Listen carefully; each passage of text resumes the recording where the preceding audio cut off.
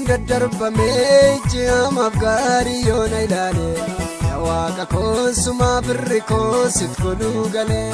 bakka dhaqoo kan naa dhiphatu bakka abbaa kootiis kan naa dubbatu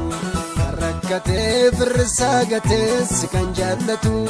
isaan argaa kassinaa caalu mana keetta waan gaarii dhaga'e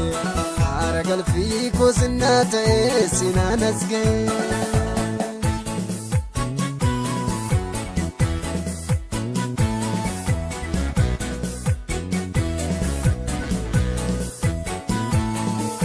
Silaale toobsunaa wayyaa daddarbamuunis yoo baay'ate adaaba kee lammaffaan diduu kan danda'a waan ati naa laatte duraan illee biroonni koonduu na gargaaruu jedheen abdadha gargaarsi koosi malee hin jiru gooftaa siduu wattaan hirkadha.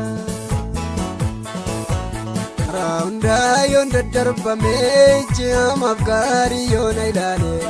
waaqa koosuma birri koosit koluu galee bakka dhaqoo kan naa dhiphatu bakka abbaa kootiis kan naa dubbatu kan rakkatee firrisaa gateessi kan jaallatu isaan argaa kassinaa caalu mana keetta waan gaarii dhaga'e haara galfii koosinnaa ta'ee sinaan as ga'e.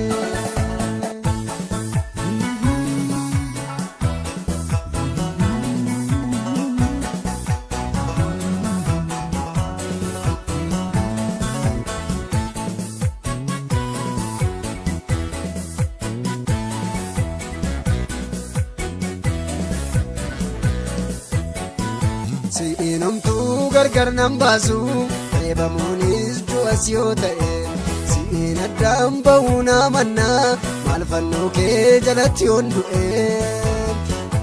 kun hundumtuu naaf homaa miti si argachuu koot nan gammada mana keetii qoodanaa laatte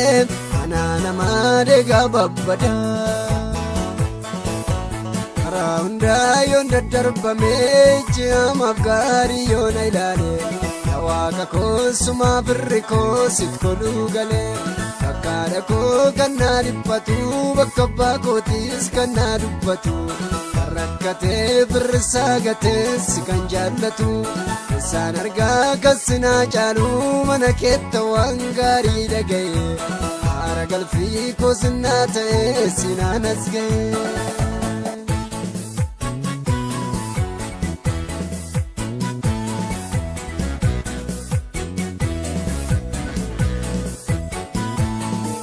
Firaa korraa kan naaf dhiyaatu sin argadhee firaa manamaa kophaatti ergaan si walii galee homaa miti daddarbaan namaa asii wajjin hin gaddin jetta narraan gortuu guyyaa rakkinaa wanta biraa yoomaa hunna beeyyuu maqaan keetuu anaaf ulfina.